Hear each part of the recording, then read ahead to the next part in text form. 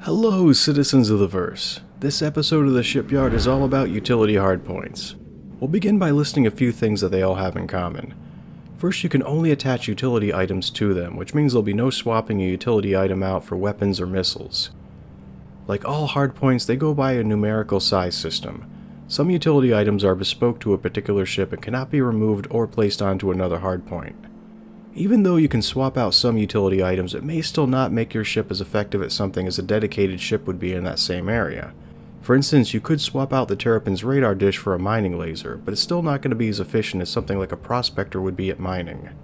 But you could use that same setup to use your Terrapin to aid an Orion in its mining duties. The remainder of ship and vehicle items are power plants, coolers, shields, generators, fuel intakes, radars, quantum drives, jump drives, fuel tanks, and computers, which were formerly known as avionics motherboards or modules. Aside from fuel tanks, all of these items are swappable and will fall under one of the following 5 size categories: vehicle, small, medium, large, or capital.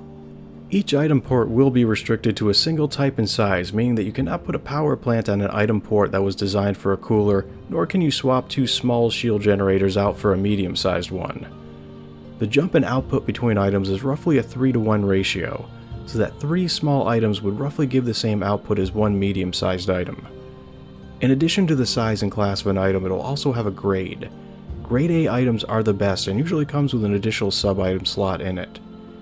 B-grade items are good at performance and may have an additional item slot. C-grade items are the standard default that most ships come with and offer an average performance. D-grade items are good for emergency use, but it's not advised to rely on them for a prolonged amount of time. Most ships come stocked with C-grade components, while the more expensive ships will be outfitted with B or higher grade components, and consequently cheaper ships will come stocked mostly with items that are all D-grade. Eventually, every ship and every item will be assigned a component class. This means that a player will only be able to put a specific class of item into a ship that can handle using it. Military is the best overall type of item that maximizes functionality over emissions and cost. Civilian classed items are the most common to come across. They're the jack of all trades, master of none, that for the cost cover a wide range of functions while not being specifically tied to anyone in particular. They tend to fall right down the middle in terms of cost, emissions, output, and wear. Stealth items will vastly reduce the signature of a ship but comes at the expense of functionality. An industrial class item is highly reliable, has a high output and low wear, but has high emissions.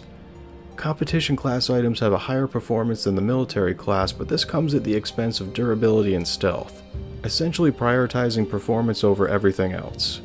For now, no ships are restricted from using any of the various classes of items. Sub-items provide a boost to the overall effectiveness of an item in a variety of ways. Currently, there are consumable parts of the main component that will wear out much more quickly than the host item will. If the sub-item is fried, the host item will still function as normal, minus whatever benefits the sub-item had previously supplied. It's recommended for players to carry a number of spare sub-items for longer trips, as they are the most likely thing that's going to need replacing. Sub-items boost stats in one of 3 areas. Efficiency improves the overall effectiveness of the main item by reducing its power consumption or improving cooling performance. Protection reduces the damage being dealt to the main item by absorbing different damage types or reducing the item's wear rate and misfire chances. Detection inhibits emissions in various spectrums from the main item or provides resistance to scanning. Sub-items are modular and can fit into any type of item. Computer blades are not sub-items. They're standalone items that can expand the functionality of something rather than improve a baseline stat. Currently, they can only be added to a computer terminal, but that may be expanded upon in the future. This new classification of items and ships should not nerf any of the existing ships or their loadouts in any way.